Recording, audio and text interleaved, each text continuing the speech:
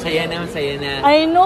Hello, Hello, this is Kim. this is Pao and welcome to MMFF 50 sa Los Angeles.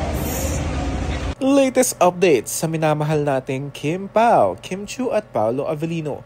Nasa LA silang dalawa para sa isang concert para sa MMFF 50th anniversary sa Amerika. Kaya naman present din ng dalawa para i-promote ang kanilang newest, first ever film together, My Love Will Make You Disappear. Meet and greet din to ng stars ng MMFF na kalahok last 2024. Samantala, may longest run muna ang dalawang ito bago ang kanilang look ngayon na nakikita natin sa screen na napakaganda ni Kim Chiu. Napaka-elegant at itong si Paolo napaka-fresh as ever, hindi ba? Kaya naman meron silang ganap ngayong araw kaya narito mga pictures at ilang mga updates.